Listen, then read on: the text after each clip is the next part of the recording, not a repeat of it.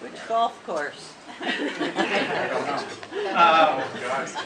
Well, first of all, thanks to everybody for coming tonight. I'm really very touched by you being here, and thank you, Mary and Bob and Tammy and Steve and Nancy for your very, very kind remarks and generous gifts. Some of you know this. It's been a pretty wild couple of months for me. My daughter got married in Florida 2 months ago, and my son got married with California in Los Angeles last week, and so we're topping it off with retirement. I think actually they decided to get married back to back because they saw my retirement coming. We better get it done. So they did get it done. But just to comment, my wife Sue is here, my lovely wife.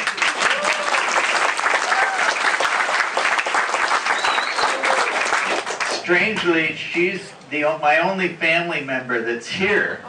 You know, so where's the rest of the family? I thought I'd mention. My one and only brother is in the Canary Islands with his wife.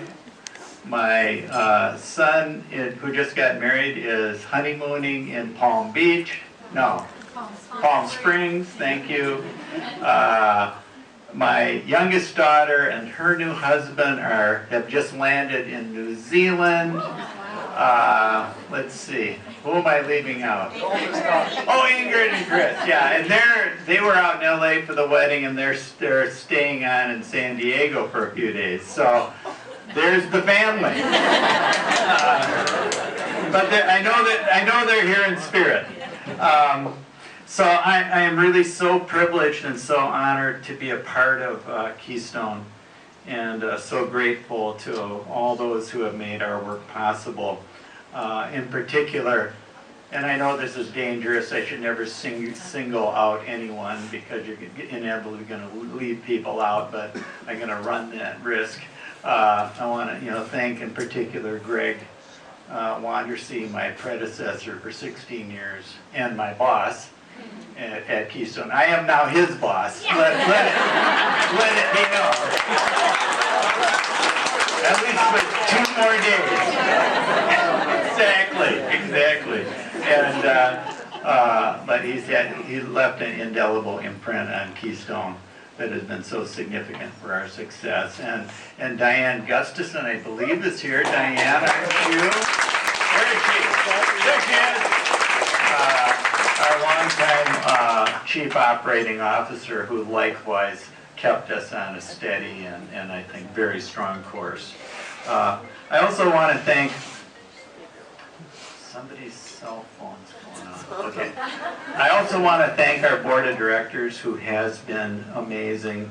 This is a dream board of directors for an executive director, guided by governance policies and governance principles that keeps them in a strong leadership position in this organization.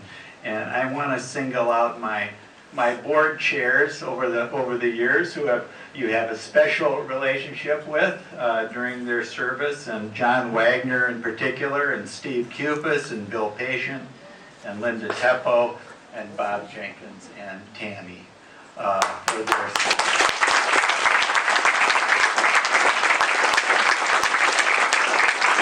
It's a board service is a big commitment, and being a board chair is a really big commitment, so I really want to thank them very much. Keystone and I are also blessed with amazing senior managers in our programs, true leaders in every sense of the word. That I've had the privilege to work with Mary, of course, and Jen, and Tim, and Paige, and Jeannie, and Tisha, and Christine, and Chris, and Randy, and Julie, and all the staff that work day in and day out, are mission-driven and committed and hardworking to achieve all we do for the 30,000 people we serve every year, day in and day out. So enormously strong and great group of people. None of it would be possible without our donors and our volunteers and funders and their amazing generosity. And very important partners for us are Greater Twin Cities United Way, St. Paul Philanthropy Partners. I know, is Jerry, are you here? Where's Jerry? There's Jerry Timian, good friend at what used to be known as St. Paul Foundation, is now Minnesota Philanthropy Partners. Is there any United Way people here? Frank, I haven't seen you or talked to you. We got to do that. Frank, a key person at Greater Twin Cities United Way, a good friend and partner for many, many years. And many others. Denise with Sheltering Arms Foundation and others. Again, many will be left out. I'm sorry about that, but I did want to mention a few. And so many community collaborators. The city of St. Paul, something we call EMC 5 now, which is what used to be the 5 community centers in St. Paul, now 4 since we merged with West 7th. The Minnesota Hunger Initiative, the Suburban Ramsey Family Collaborative, what used to be the Council of Agency Executives, which has kind of been phased out. But you fellow EDs will know what that is. And the Ramsey County Senior Consortium, Metropolitan Alliance of Connected Communities, Sprockets, all these great collaborations that make this community so well knit together and so strong. But just as a last word, what a great organization Keystone is. It's a part of a great and rich history, starting with the settlement house movement more than 130 years ago. And Keystone has existed for